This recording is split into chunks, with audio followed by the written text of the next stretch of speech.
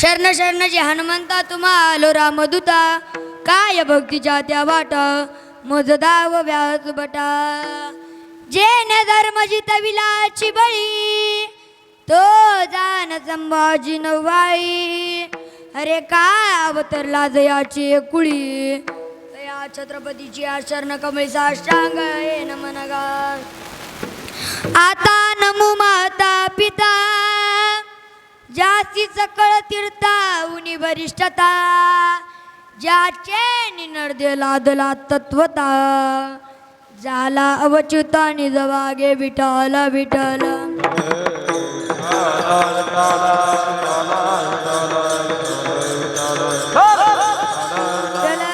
हो प्रस्तुत प्राप्त प्रसंगी कीर्तन रूपी सेवे करता निवडलेला अभंग श्री संत श्रीमंत श्री जगतमान्य संत श्री देवमान्य संत श्री संत मान्य संत असे असणारे देहू निवासी श्री जगद्गुरु श्री तुकोबराय आणि यांचेच पट्ट आणि एकनिष्ठ असणारे शिष्य श्री संत निळोबराय यांचा उत्कृष्टाचा सेवेकरता निवडलेला अभंग विठ्ठल विठ्ठल विठ्ठल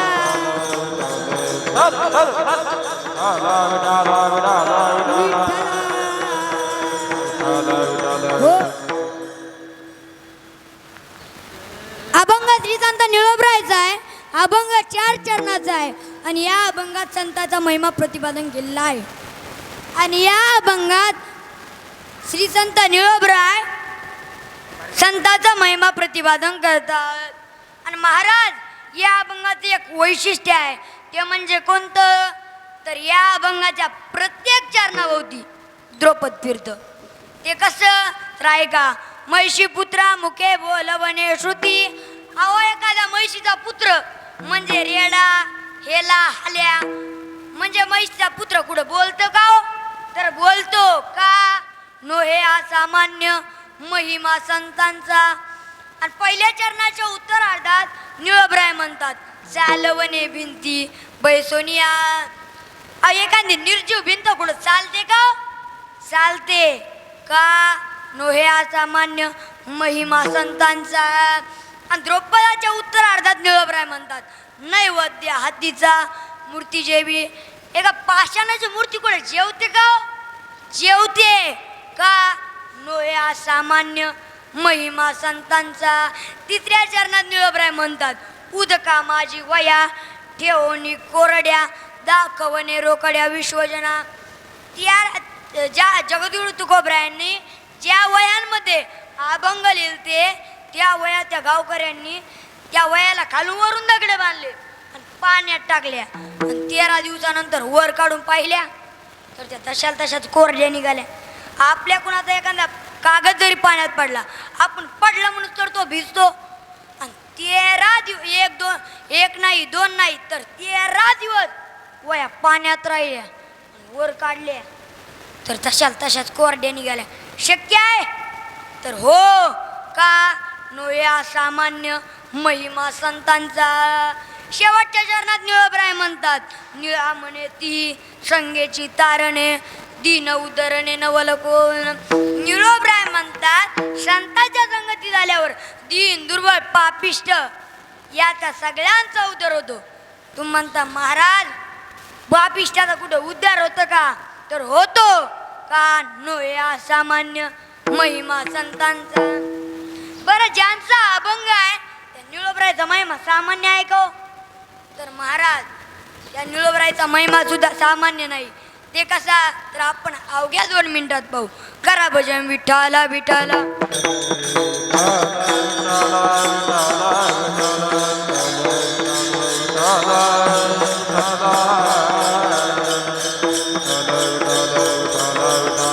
विठ्ठला. हो ज्यावेळेस जगद्गुरु तुकोबराय वैकुंठाला गेले आणि हे निळोबरायला कळालं. महाराज निळोबरायनं अनुष्ठान मांडलं अन्न नाही पाणी नाही सारखं तुकोबरायचं नामस्मरण. त्या उपोषणाला 42 दिवस झाले. महाराज ते उपोषण निळोबरायचं होतं. आताच्या उपोषणासारखं थोडंच होतं.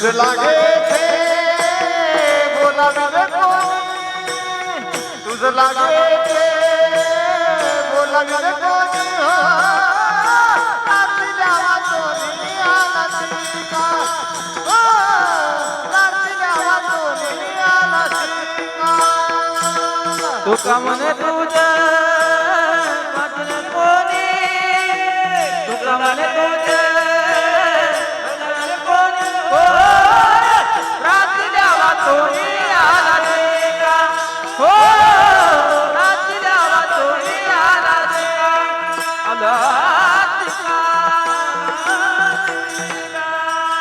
तुझं लागी येते बोलाविले कोणी प्रार्थील्या वाचोनी आला शिका. त्यावेळेस निळोबराय म्हणतात देवा मी तुला बोलावलंच नाही ना मग तू आलासच कशाला. महाराज निळोबराय ही भाषा ग्रामपंचायत सदस्याला नाही तलाट्याला नाही आमदाराला नाही एवढंच नाही तर आमदार खासदार मंत्र्याला नाही तर निळोबराय ही भाषा जगाच्या बापाला वापरतात. आता आपल्याला एखाद्या आमदाराच्या कार्यकर्त्यांनी बी आवाज येतो. तो म्हणला ओ महाराज आपण म्हणतो दा बोला हा का महाराज आपली भक्तीच त्या क्वालिटीची. विठ्ठल विठ्ठल विठ्ठल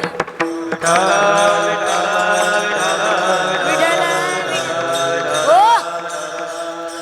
प्रस्तुत अभंगावर बोलण्यापूर्वी थोडासा पर्याय द्यायचा तो म्हणजे असा की गेल्या 3-4 वर्षापासून या आपल्या नामदेवरायाचं दर्शन आपल्याला सेवा आणि महाराज आपल्याला नामदेवरायाचं दर्शन ही सेवा आपल्याला जर कुणामुळे घडत असेल ना ते म्हणजे आपल्या गावचे माझ्यावर नितांत प्रेम करणारे भगवान नाना घाटूळ त्यांच्याही मनापासून आभार व महाराज ज्यांची गोड अशी मृदंगाची साथ आहे आमच्या गावचे श्री हरिभक्तपरायण हनुमान महाराज शिलार त्यांच्याही मनापासून आभार मानतो व ज्यांची गायनाची साथ आहे आमच्या गावचं वैभव श्री हरिभक्तपरायण आकाशजी महाराज कदम त्यांच्याही मनापासून आभार मानतो व श्री हरिभक्तपरायण लक्ष्मणजी महाराज कंसे त्यांच्याही मनापासून आभार मानतो व श्रोते मंडळी तुमच्याही मनापासून आभार मानतो व आमच्या गावातून जेवढे बी भाविक भक्त आलेले आहेत त्यांचं करावं तेवढं कौतुक कमी कारण की महाराज आता कामाचे दिवस आहेत शेतीत फुल काम असतं पण तरी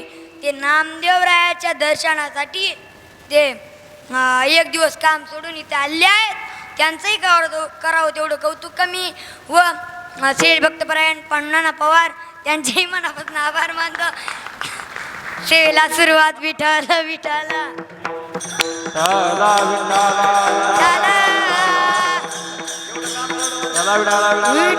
हो. आणि महाराज निळोबराय देवाला परत पाठवलं आणि निळोबराय देवाला परत पाठवलं आणि देवानं तुकोबरायला वापस पाठवून दिलं.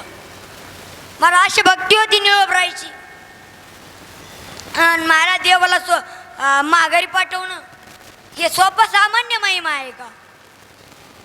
मग निळोबरायचा महिमा सुद्धा सामान्य नाही बरं. आणि तेच निळोबराय आपल्याला या अभंगाद्वारे 3 संतांचा महिमा प्रतिपादन करतात. त्यातील पहिला महिमा माझ्या महावैष्णव माऊली ज्ञानोबरायच्या महिम्याचं वर्णन करतात. महिषी पुत्रा मुके बोलाविली श्रुती महिषी पुत्रा मुके बोलाविली श्रुती टाळ्या टाळ्या टाळ्या टाळ्या टाळ्या. पुत्रा मुके बोलाविली श्रुती महिषी पुत्रा मुके बोलाविली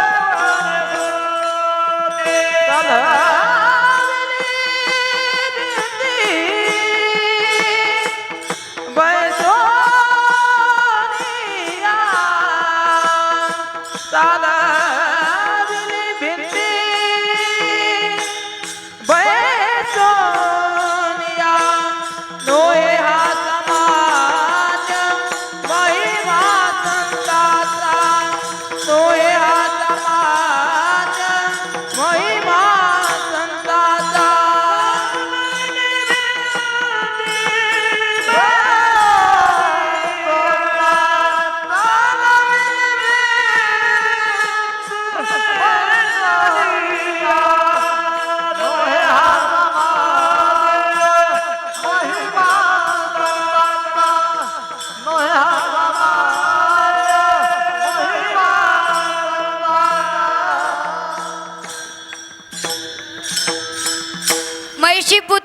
मुखे बोलवणे श्रुती चालवणे भिंती बैसोनिया.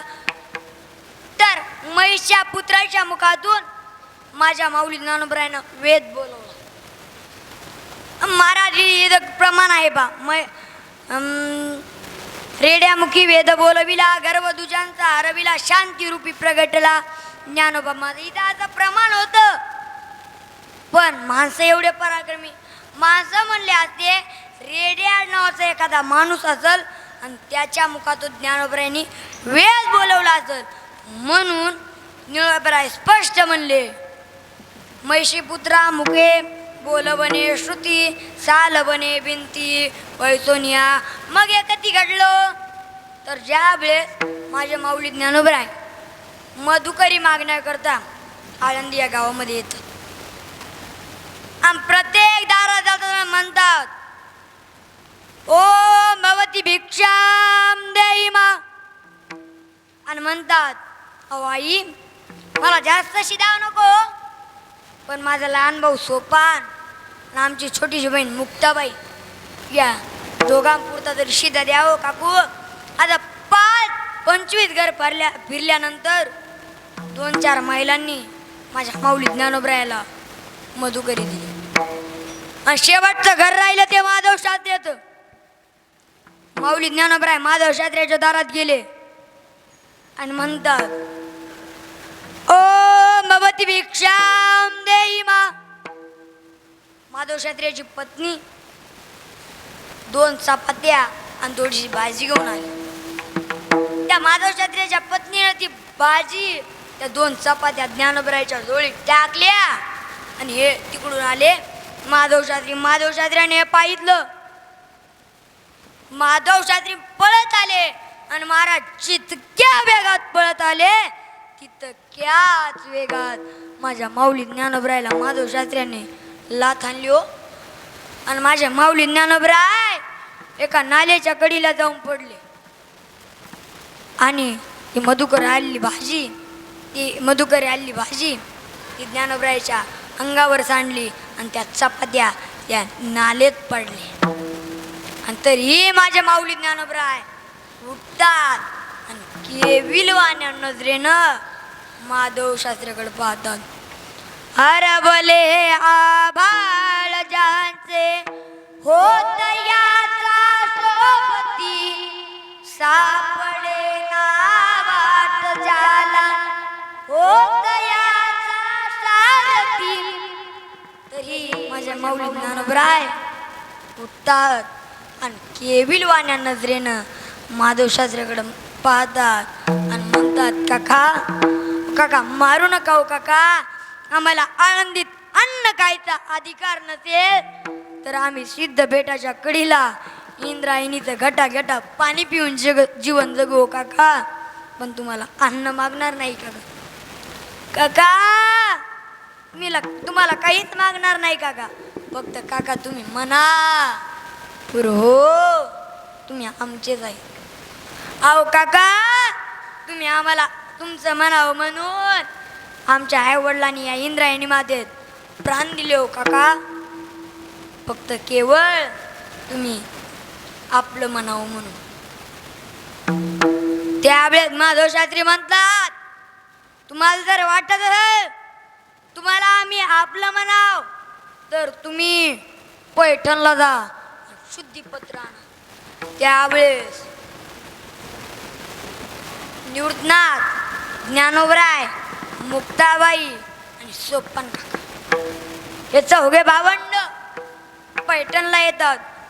पैठणला आल्यानंतर ब्रह्मवृंदांची सभा भरलेली असते. या लहान लेकरांना पाहून ते ब्रह्मवृंद यांची थिल्ली वळवतात चेष्टा करतात. त्यावेळेस ते ब्राह्मण विचारतात तुमचं नाव काय कुठून आले. त्यावेळेस निवृत्तनाथ म्हणतात आम्ही आळंदीहून आलेलो आम्हाला शुद्धीपत्र पाहिजे. त्यावेळेस त्या ब्राह्मण म्हणतो तुमचं नाव काय. त्यावेळेस माऊली ज्ञानोबराय म्हणतात माझं नाव ज्ञानदेव आहे. हा माझा मोठा भाऊ निवृत्तनाथ. हे माझे लहान भाऊ सोपान काका आणि आमची छोटीशी बहीण मुक्ताबाई. त्यावेळेस ते ब्राह्मण म्हणतात नाव तर खूप छान आहेत त्यावेळेस तिथला एक ब्राह्मण म्हणतो, नावात काय एवढं विशेष, याचं नाव ज्ञानदेव आहे. आमचा पखालीचा रेड्या, याचं नाव सुद्धा ज्ञानदेव आहे. म्हणजे तुझ्यात जो आत्मा आहे तो त्या रेड्यात आहे का? त्यावेळेस माऊली ज्ञानोबराय म्हणाले, हो, त्याच्यात जो आत्मा आहे तोच आत्मा माझ्यात आहे. मग त्यावेळेस ते ब्राह्मण म्हणाले, आम्ही त्या रेड्याला आणलं तर तुला लागेल का? माऊली ज्ञानोबराय म्हणाले, हो. महाराज त्या ब्राह्मणांना माऊली ज्ञानोबरायच्या बोलण्याचा राग येत होता. ते ब्राह्मण म्हणाले, एवढाचा नाही झालं, लय चुरचुर बोलायला. ते ब्राह्मण म्हणाले, आणणार त्या रेड्याला इकडं. ब्राह्मणांनी ते रेडा आणला आणि त्या रेड्याच्या अंगावर ते ब्राह्मण 4-5 आसूड आणतात. महाराज इकडं माऊली ज्ञानोबरायची पाठ काळी निळी होती. आणि हे प्रकरण मुक्ताबाईला सहन होत नाही. मुक्ताबाई म्हणता, अरे बस करा, तुम्ही त्या रेड्याला आणताय पण त्याचा त्रास माझ्या ज्ञानदादाला होतोय. त्यावेळेस ते ब्राह्मण वळून पाहतात तर माऊली ज्ञानोबरायच्या अंगावर वळ उमटली होती. जितके त्या ब्राह्मणांनी जितके आसूड त्या रेड्याला आणले होते तितकेच वळ माझ्या माऊली ज्ञानोबरायच्या अंगावर उमटलेले होते. माझ्या माऊली ज्ञानोबरायची पाठ काळी निळी झाली होती. त्यावेळेस ते ब्राह्मण म्हणतात, हे कसं होऊ शकतं? ते ब्राह्मण आश्चर्यचकित झाले. ते ब्राह्मण म्हणले, हे कसं होऊ शकतं? आजार म्हशीला आणि इंजेक्शन पकालीला. महाराज एखाद्या वेळा असं होतं. एकदा काय झालं, माझं खूप लांब कीर्तन होतं आणि कीर्तन झालं आणि महाराज प्रवासात अंग ताटलं. मग घरी आलो तो वडिलांना म्हटलं, मी अंग जरा ताटलंय. मग वडील म्हणले, आपण दवाखान्यात जाऊ. महाराज आम्ही सेलूमध्ये गेलो. डॉक्टर साहेब ओळखीचे होते. डॉक्टर साहेब गेलो आणि वडील डॉक्टर साहेबांना म्हणले, महाराज अंग जरा ताटलंय, पुन्हा दुसऱ्या दिवशी कीर्तन सेवा आहे. मग डॉक्टर साहेब म्हणाले, आपण काय, तुम्ही काय टेन्शन घेऊ नका, आपण काय करू, महाराजाला इंजेक्शन. मी म्हणलं, डॉक्टर साहेब गोळी एक म्हणतात 2 द्या, पण इंजेक्शन नको घडे. डॉक्टर साहेब म्हणले, नाही नाही महाराज, गोळ्यानं टाईम लागेल, पण इंजेक्शन दिलं ना तुम्ही अर्ध्या तासात क्लिअर. म्हणून डॉक्टर साहेब नाही हो. ते म्हणले, नाही नाही महाराज. मग मी म्हणलं, ठीक आहे. डॉक्टर साहेब म्हणले, झोपा. महाराज मी झोपलो. इकडं अरे बापरे म्हणून तो डॉक्टर साहेब म्हणले, इंजेक्शन दिलं. मी म्हणलं, दिलं काही काय असं दिलं ना. महाराज मी उठलो आणि नीट गाडीत जाऊन बसलो. वडील डॉक्टर साहेबांना काय बोलायचं तर बोलले आणि डॉक्टर साहेब वडिलांना म्हणले, ते इंजेक्शन एकदा चोळा. महाराज वडील आले. वडील म्हणले, डॉक्टर साहेबांना थोडं बोलायचं असतं. मी म्हणलं, बोललो असतो, पण डॉक्टर साहेबांना डबल एक इंजेक्शन दिलं. मग वडील म्हणले, त्या इंजेक्शन चोळलं का? मी म्हणलं, द्यायलाच मला कळालं नाही तर काय चोळू. नाही, वडील म्हणले, नाही नाही, इंजेक्शन कसं देऊ, चोळावं लागते. महाराज मी चोळाय गेलो, काष्टात वाला दिसला. मी म्हणलं, डॉक्टर साहेबांनी इंजेक्शन मला नाही दिलं, इंजेक्शन काष्ट्याला दिलं. म्हणजे आजार मला आणि इंजेक्शन काष्ट्याला. असं होतं महाराज. ते ब्राह्मण म्हणाले, आजार म्हशीला आणि इंजेक्शन पकडला, असं कसं होऊ शकतं? मग महाराज तिथला एक ब्राह्मण म्हणतो, हे विठ्ठल पंताचे पोरं आहेत. विठ्ठल पंतांना बांगेली विद्या येत होती. त्या विठ्ठल पंतांनी त्यांच्या मुलाला शिकवली असं. त्यावेळेस ते ब्राह्मण म्हणतात, तुझ्यात जो आत्मा आहे तो आत्मा त्या रेड्यात आहे. म्हटल्यावर तू जसं बोलतो तसं तो रेडा बोलायला पाहिजे. माऊली ज्ञानोबराय म्हणाले, हो. आणि महाराज माझे माऊली ज्ञानोबराय त्या रेड्याच्या डोक्यावर हात ठेवतात आणि रेड्याच्या डोक्यावर हात ठेवल्याबरोबर वेदमैशामुखी वदविला वेदमैशामुखी वदविला वदविला काय सांगू देवा ज्ञानोबाची ख्याती वेदमैशामुखी वदविला वेदमैशामुखी वदविला वेदमैशामुखी वदविला वेदमैशामुखी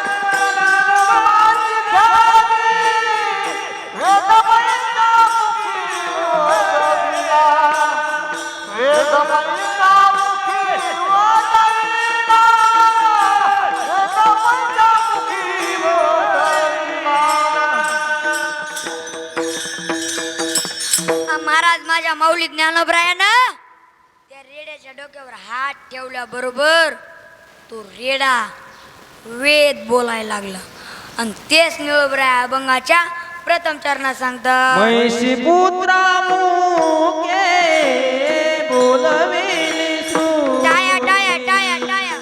महिषी पुत्रा बैसोनिया नोही हात मान महिमा संताचा नोही हात मान महिमा संताचा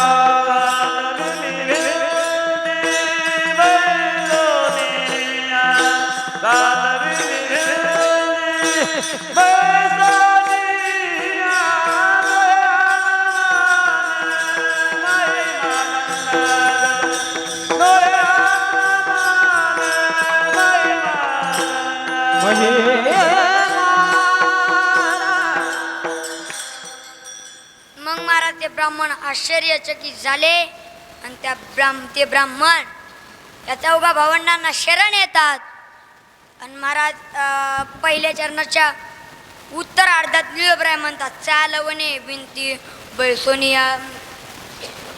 तर माझ्या माऊली ज्ञानोबरायानं भिंत कधी चालवली व का चालवली ही कथा तुम्हाला माहीत आहे. ही कथा सविस्तर पाहण्यासाठी पुन्हा कधी योग आला तर आपण पाहू, कारण की आपल्याला जास्त आज नामदेवरायाचं चरित्र पाहायचं आहे. निळोबराय म्हणतात संतांच्या संगतीत आल्यावर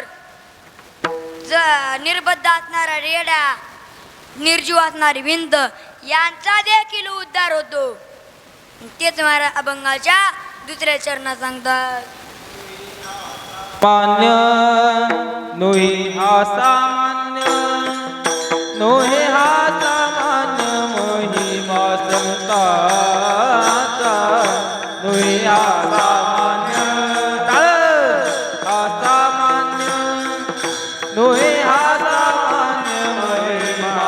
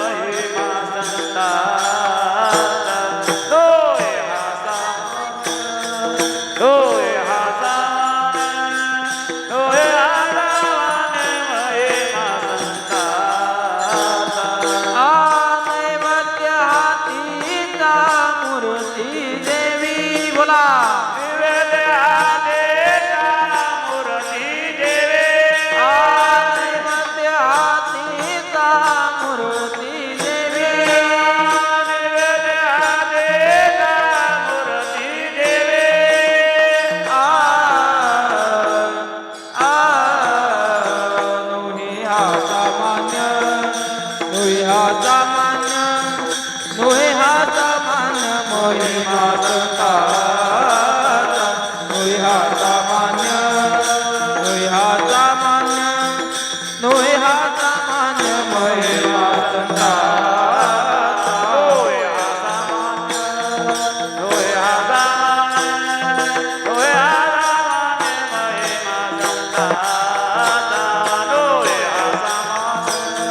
नोहे हा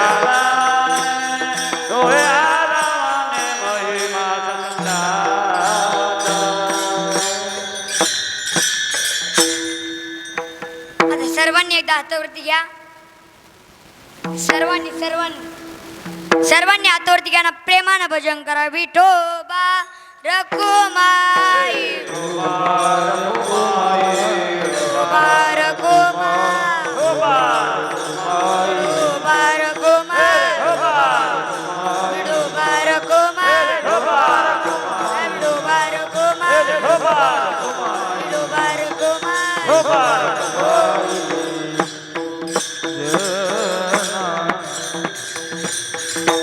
झाला. आता आपण नामदेवरायाचं चरित्र पाहू आणि आपली सेवा संपवू. आपल्याला खूप उशीर झालेला आहे. तर ऐका, निळोबराय म्हणतात नो या सामान्य महिमा संताचा नैवेद्य हातीचा मूर्ती जेवी. तर आपल्याला माहीत आहे की तर पांडुरंगाची मूर्ती कोणाच्या हाताने जेवली, तर की पांडुरंगाची मूर्ती नामदेवरायाच्या हातानं जेवली. आणि तुम्ही काय माझ्याकडून आज विनोदाची अपेक्षा करू नका. कारण की महाराज कसं असते महाराज माहिती आहे का, मी दिसतो एवढा जोकरावानी, मग समाजाला वाटतं आज एवढंच महाराज आहे चांगला आश्विन, या अपेक्षेने समाज जास्त माझ्या कीर्तनाला येतो. पण तुम्ही काय आज माझ्याकडून विनोदाची अपेक्षा करू नका, कारण की आपल्याला आज नामदेव रायाचं चरित्र पाहायचं आहे. तर नीट लक्ष देऊन ऐका मग. महाराज विठ्ठल विठ्ठल विठ्ठल हो, पांडुरंगाची मूर्ती नामदेवरायाच्या हातान जेवली. मग नामदेवरायाचा अधिकार काय होता हो? कारण की अधिकार असल्याशिवाय मूर्ती जेवणार नाही. महाराज नामदेवरायाचा असा अधिकार होता की सर्व संतात वरिष्ठ संत हे नामदेवराय होते. आणि जगदानंद कंद पंढरीश पांडुरंग परमात्मा सर्व भक्तात भक्तरत्न ही पदवी माऊली ज्ञानोबरायाला देतात. आणि ज्या वेळेस माझ्या माऊली ज्ञानोबराय समाधीला बसण्याकरता निघाले, त्यावेळेस जगाच्या बापाचं अंतकरणाचं गैवरून आलं, डोळे डबडबले आणि डबडबल्या डोळ्यानं देव नामदेवरायांना म्हणतात की अरे नामा, माझा ज्ञानोबा समाधीला चाललाय रे. ज्ञानोबा सारखा भक्त पुन्हा होणार नाही. त्यावेळेस भक्तरत्न ही पदवी देव ज्ञानोबरायाला देतात. याचे ने पडी पाळे मनोनी उपमेती दिसे थोडे, परी ज्ञान देवा आईचे रत्न जोडे, हे तो न घडे कळपांती. ज्या ज्ञानोबरायाला देव भक्तरत्न अशी पदवी देतात, आणि ते ज्ञानोबराय नामदेवरायांना भक्त शिरोमणी अशी पदवी देतात. तीर्थावळीत प्रमाण आलेलं आहे, ज्ञानदेव म्हणे तू भक्त शिरोमणी, जोडिले जन्मोनी केशव चरण. ज्ञानोबराय नामदेवरायाला भक्त शिरोमण्याची पदवी देतात, म्हणजे तू भक्ताच्या शिरावरला मणी आहेस असं म्हणतात. आणि त्या नामदेवरायाचं आपल्याला चरित्र पाहायचं आहे. महाराज रत्न जन्माला यायला रत्नाची खाण पाहिजे, आणि त्या रत्नाच्या खाणीत रत्न जन्माला येतात. जसं की श्री संत सावतोबराय कुठे जन्मले हो? धन्य ते आरण रत्नातीत खाण, धन्य ते आरण रत्नातीत खाण, जन्मला निदान सावता सागर, प्रेमाचे आगर सावता सागर. धन्य ते रत्नाची खाण, जन्मला निदान सावता सावता सागर, प्रेमाचे आगर सावता सागर.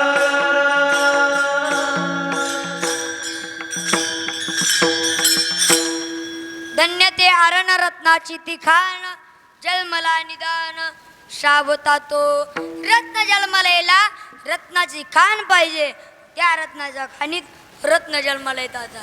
मग नामदेवरायाचे पूर्वज कोण? तर यदुशेठ रेळेकर, म्हणजे नामदेवरायाचं आडनाव रेळेकर हे लक्षात ठेवा. यदुशेठ रेळेकर हे कापडाचे खूप मोठे व्यापारी होते, आणि ते नरसिया गावचे होते, म्हणजे आपण जिथं आलो तिथं राहत होते. ते पांडुरंगाचे उपासक होते आणि पंढरपूरची वारी करायची. आणि त्यांना एक मुलगा होता, त्याचं नाव हरिशेठ. महाराज हरिशेठचंही लग्न झालं.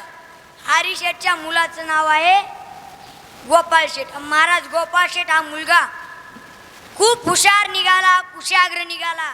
त्याने व्यापारामध्ये खूप प्रगती केली. महाराज यदुशेठ हे वारले. वारल्यानंतर हरिशेठ हे वारीला जायचे. यदुशेठची पंढरपूरची वारी हे हरिशेठ करायची. हरिशेठने नित्यनेम सुरू ठेवला. मग महाराज अशी आपण बी प्रथा चालवली पाहिजे. बाप जर वारी करीत असला तर आपण सुद्धा वारी केली पाहिजे. पण बाप जर चोरी करत असला तर आपण ती प्रथा चालवली नाही तरी चालते. नीट लक्षात ठेवा. महाराज हरिशेठ वारीला गेल्यानंतर गोपाळ शेठ व्यवहार पाहिजे. मग कालांतराने गोपाळ शेठचंही लग्न झालं. आणि महाराज गोपाळ शेठला 2 मुलं झाली. एकाचं नाव आहे गोविंद शेठ आणि एकाचं नाव आहे रघु शेठ. महाराज मग गोपाळ शेठ हे व्यवहारामध्ये खूप प्रगती केली त्यांनी. मग हरिशेठ थकल्यानंतर हरिशेठने गोपाळ शेठला जवळ बोलावून घेतलं आणि सांगितलं, बाबा गोपाळा, माझं शरीर आता थकलंय रे, इथून पुढं पंढरपूरची वारी तू करायची. त्यावेळेस गोपाळ शेठ म्हणाले, बाबा तुम्हाला जोपर्यंत होती तोपर्यंत तुम्ही पंढरपूरची वारी करा आणि तुम्ही थकल्यानंतर तुमचीच पताका घेऊन मी वारीला जाईन. हरिशेठला आनंद झाला. हरिशेठ शेवटच्या वारीला आले. शेवटच्या वारीहून परत आल्यानंतर हरिशेठ मरण पावले. महाराज वारी जवळ आली की हरिशेठ सोबतचे जे वारकरी होते ते वारकरी गोपाळ शेठकडे आले. गोपाळ शेठला म्हणाले, बाबा गोपाळा, तुमच्या इथं पहिल्यापासून पंढरपूरच्या वारीचा नित्यनेम आहे. आता तू वारीला आलं पाहिजे. आणि तुझे बाबा तुला मरताना म्हणले सुद्धा होते तू पंढरपूरची वारी कर. त्यावेळेस गोपाळ शेठ म्हणाले, म्हातारी म्हणीतच असते, चलतच असतंय, म्हणले म्हणून का पंढरपूरची वारी करायचीच असते. मग त्यावेळेस ते वारकरी म्हणाले, अरे गोपाळा, गंगेवर पिंडाला कावळा शिवत नव्हता. ज्यावेळेस तुम्ही म्हणले आम्ही पंढरपूरची वारी करू त्यावेळेस पिंडाला कावळा शिवला. त्यावेळेस गोपाळ शेठ म्हणले, शिवला ना कावळा. त्यावेळेस म्हातारं मुक्त झालं. आता काय परत ते डोक्यात आणायचं. ह्या संसार जो आम्हाला चाललाय, जो आम्हाला चालू द्यायचा. मला पुढं काय झालं, मग गोपाळ शेठ कार्तिकी वारीला गेले नाही. सलग 3 वर्ष वारीला गेले. देवाला जे राग आला. देव म्हणले, तुमच्या संपूर्ण वंशावळीला माझा आशीर्वाद आहे आणि तू माझी वारी सोडतो. देवाला जे राग आला. महाराज गोपाळ शेठचा जो धाकला मुलगा होता रघु शेठ, गोपाळ शेठची पत्नी गंगूबाई एका दिवसाच्या फरकानं दोघंही वेल. आणि महाराज आपण वारी केली पाहिजे, नाही तर असं होतंय. महाराज एका घरात 2 मैती झाल्यामुळे सगळं गाव गोळा झालं आणि प्रत्येक जण गोपाळ शेठकडे येऊ लागला आणि म्हणू लागला की बाबा गोपाळा, तू पंढरपूरची वारी सोडली म्हणून पांडुरंग तुमच्या कोपलाय. आता इथून पुढं तर तू पांडुरंगाचे पाय धर. मग महाराज गोपाळ शेठनं पताका घेतली. गोपाळ शेठ पंढरपूरला आले. गोपाळ शेठला पाहून पांडुरंगाची मूर्ती हसत होती. त्यावेळेस गोपाळ शेठ म्हणाले, भक्ताचं वाटुळं करतो आणि पुन्हा हसतो. त्यावेळेस देव म्हणाले, तू का भक्त आहे का? 1च वर्ष नाही वारीला आला लगेच सांगायला लागला, माया वाहना चोरी गेल्या. तू वारीला आलता का? वाहनावर लक्ष ठेवायला आलते. गेल्या चोरीला दलिंद्री गेली. पुन्हा काय आलते डोक्यात आणायचं. मग महाराज गोपाळ शेठ वारीला लागले. गोपाळ शेठचा एक मुलगा वारला होता रघु शेठ. दुसरा मुलगा होता ते गोविंद शेठ. महाराज गोविंद शेठचंही लग्न झालं. गोविंद शेठला 2 मुलं झाले. एकाचं नाव आहे नरहरी शेठ आणि एकाचं नाव आहे जिवाजी शेठ. महाराज कालांतराने या दोघांचंही लग्न झालं. जिवाजी शेठच्या पत्नीचं नाव आहे लिंबाबाई आणि नरहरी शेठच्या पत्नीचं नाव आहे काशीबाई. पुढं काय झालं महाराज, कार्तिक वारी आली. गोविंद शेठ हे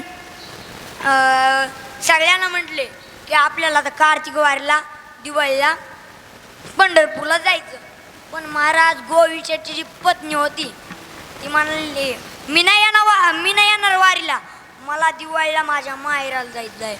त्यावेळेस गोविंद शेठ म्हणाले अगे राशे चल, दिवाळीचा सण हा देवाच्या दारात करायचा असतो. पण रासाबाई म्हणाले नाही नाही मला माहेराला जायचं आहे. रासाबाई गेली माहेराला. मग हे उरलेले होते ते बाकीचे 2 मुलं, 2 सुना आणि गोविंद शेठ हे गेले वारीला. इकडं रासाबाई त्या माहेराला आल्या होत्या. महाराज रासाबाईला एवढं दुखणं आलं, रासाबाई माहेरालाच मिळेल. तेव्हा काही फोन नव्हते म्हणून हे वारीहून परत येऊन सर यांना काही मिळ नाही, खबर नाही की रासाबाई मिली म्हणून. आल्यानंतर त्यांना कळालं की रासाबाई मरण पावली. मग महाराज त्या गोविंद शेठ म्हणाले बरं झालं गेली, पंढरपूरला चल म्हणलं तर आली नाही, बोंबलत माहेराला गेली, बरं झालं मेली, बाईल मेली, मुक्त झाली. मग महाराज पुढं काय झालं,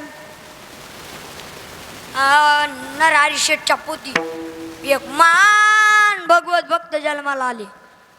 त्यांचं नाव आहे दामा शेट्टी. महाराज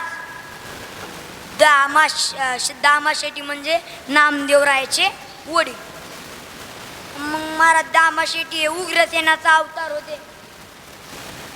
मग दामा शेट्टी हळूहळू मोठे होऊ लागले. दामा शेट्टी वयात आले. वयात आल्यानंतर त्यांना मुलगी बघायला सुरुवात केली. मग बसव कल्याणी येथील माळी समाजातील एक हरिभक्त गोमा होता. कल्याणीचा शिंपी हरिभक्त गोमा, त्याची कांता उमा, नरहरी भजनी.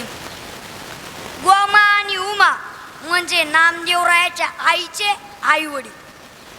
गोमा आणि उमा यांना एक मुलगी होती, त्यांचं नाव आहे गोनाबाई म्हणजे नामदेवरायाच्या ह्या आई. महाराज गोनाबाईचा आणि दामाशेठचा विवाह झाला. विवाह झाल्यानंतर त्यांना पहिली मुलगी झाली. मध्ये बरेच काही दिवस गेले. महाराज मग गोनाबाईने देवाला नवस केला की देवा पांडुरंगा मला मुलगा दे. महाराज इथं थोडा चरित्रकारांचा वाद आहे, आपल्याला काही त्या वादात पडायचं नाही. का कारण तुका म्हणे वादे वाया गेली ब्रह्मवृंदे. वाद हा कुणासाठी चांगला नसतो. नामदेवरायाचा जन्मात सुद्धा वाद आहे. नामदेवरायाचा जन्म कुठे झाला याच्यातही वाद आहे. नामदेवरायाचा जन्म यवनीज आहे का अयवनीज आहे याच्यात सुद्धा वाद आहे.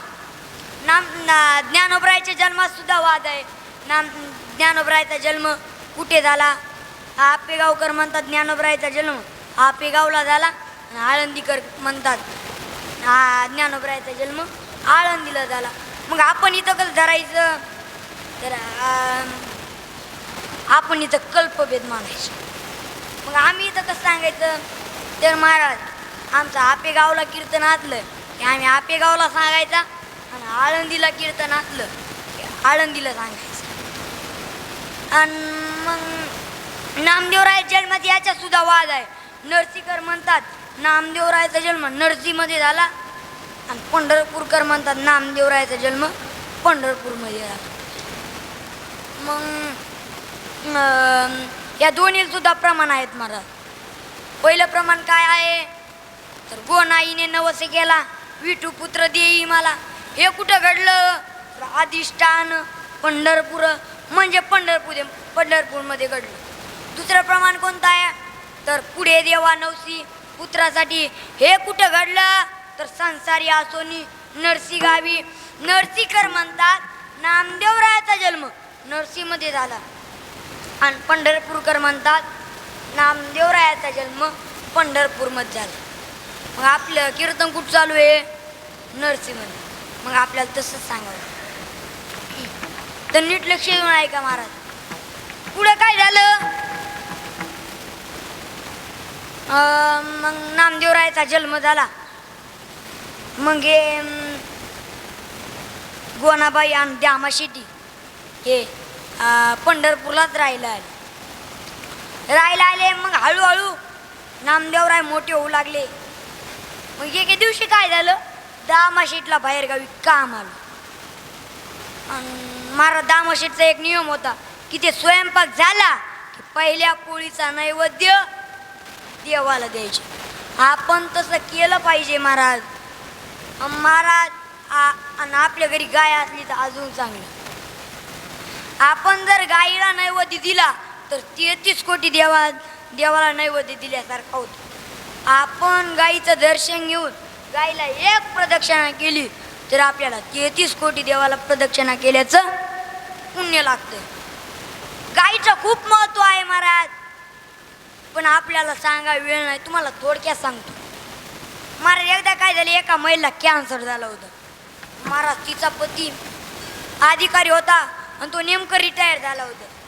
रिटायर झाला आणि त्याला कळायला आपल्या पत्नीला कॅन्सर झाला आहे. महाराज घरची परिस्थिती चांगली होती म्हणून चांगली असल्यामुळे त्याने चांगल्या दवाखान्यामध्ये नेलं. पण डॉक्टर साहेब म्हणाले त्यांना कॅन्सर झाला आहे, या 15 दिवसाच्या वर वाचू शकत नाही. त्यावेळेस त्या महिलेचा पती त्या डॉक्टर साहेबांना काकुळती आला आणि म्हणाला, डॉक्टर साहेब काय पैसे लागायचे तर लागू द्या, पण हिला वाचवा. डॉक्टर साहेब म्हणाले तुम्ही किती जरी पैसे दिले तर या वाचू शकत नाही. मग ते डॉक्टर साहेब म्हणले याला घरी घेऊन जा. घरी आणलं महाराज. त्यांच्या घरी गावरान गाय होती. काय त्यांच्या मनात आलं, त्यांनी रोज एक गोमूत्राचा प्रयोग सुरू केला. त्या रोज 1 कप गोमूत्र घ्यायचे. महाराज ती महिला आज 12 वर्ष झालं जिवंत आहे. महाराज ज्या महिला डॉक्टरांनी सांगितलं होतं की तुम्ही 15 दिवसाच्या वर वाचू शकत नाही, ती महिला आज न कोणती गोळी घेता न कोणतं औषध घेता ती महिला आज 12 वर्ष झालं जिवंत आहे. आणि महाराज तिच्या पतीनं आज गोशाळा टाकली आहे. आणि तो तिचा पती रोज एका डब्बीत ते गोमूत्र पॅकिंग करून प्रत्येकाच्या घरी जातो आणि म्हणतो तुम्ही हे गोमूत्र घ्या. म्हणून महाराज आपल्या घरी पाहुणा आला तर आपण 1 कप चहा नाही, काय दिलं पाहिजे हो 1 कप गोमूत्र. तुम्ही म्हणता महाराज आमची इज्जत जाईन. मग तुम्हाला काय वाटतं, तुमचा पाहुणा मरावा का जगाव वाटत असलं तर 1 कप गोमूत्र दे. मग पुढं काय झालं, दामाशेठल्या बाहेरगावी काम आलं. दामाशेठी गेले आणि दामाशेठीने सांगितलं की उद्याचा नैवेद्य हे नामापाशी द्या. दामाशेठी गेले. सकाळी स्वयंपाक झाला. त्यावेळेस गोनाबाई म्हणतात की नामा आजचा नैवेद्य तुम्ही देवाला घेऊन जा, कारण तुमचे वडील आज बाहेरगावी गेले आहेत. महाराज नामदेवराय नैवेद्य घेतला. नामदेवराय राहुळात आले. देवाच्या समोर नैवेद्य ठेवला आणि नामदेवराय मांडी घालून बसले. महाराज पाषाणाची मूर्ती कुठे जेवती होय, पण नामदेवराय काही जायला तयार नाही. त्यावेळेस नामदेवराय म्हणतात अहो देवा, आज माझे वडील नैवेद्य घेऊन आले नाही म्हणून तुम्ही नैवेद्य जेवत नाहीत का? आज वडिलांना काम होतं, ते बाहेरगावी गेलेले आहेत म्हणून मी आज नैवेद्य घेऊन आलो आहो. महाराज काय झालं, पाषाणाची मूर्ती कुठे जेवती होय. मग देव काय जेवायला तयार नाही. मग नामदेवरायने विनंती केली, मी पुढं म्हणतो आणि तुम्ही माग म्हणा.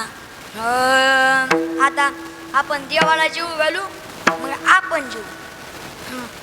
आज सगळ्या खाल्ल्याने सर्वांनी म्हणा, मी पुढं म्हणतो तुम्ही पाठीमागे म्हणा. केशवा माधवा गोविंदा गोपाळा,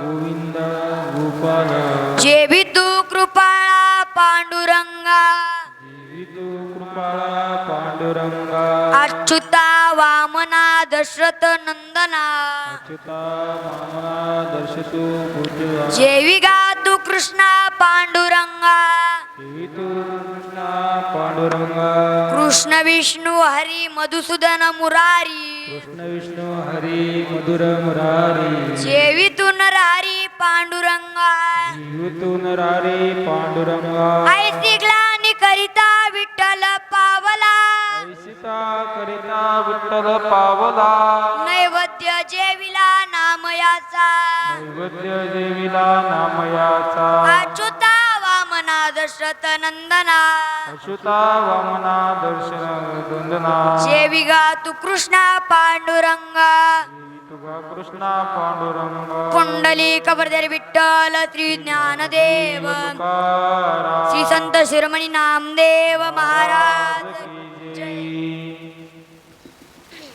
आणि महाराज मग साक्षात पंढरीत पांडुरंग परमात्मा विटेवरून खाली उतरले आणि नामदेवराय सोबत जेवू लागले आणि तेच निळोबराय अभंगाच्या दुसऱ्या चरणात सांगतात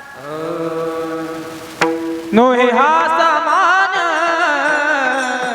महिमा संताचा नोहे हा समान महिमा संताचा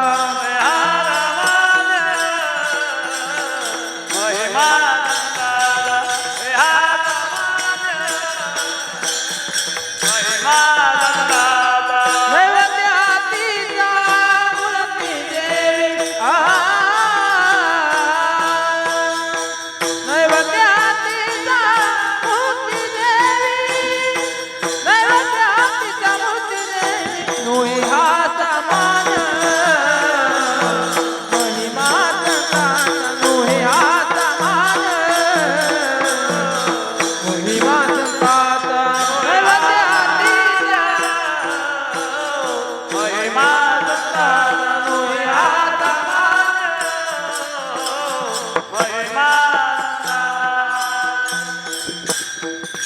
नोहे हा सामान्य महिमा संतांचा नैवेद्य हातीचा मूर्ती जयवी महाराज आपण येता अवकाश येता वेळेमध्ये दोन चरणावर बोलण्याचा प्रयत्न केलेला आहे कारण की आपल्याला सगळ्यांना जेवायचं आहे व झालेली सेवा मारुतीराय चरणी व ज्ञानोबराय तुकोबराय चरणी सेवा अर्पण करतो व सेवेला पूर्ण विराम देतो ज्ञानेश्वर माऊली ज्ञानराज माऊली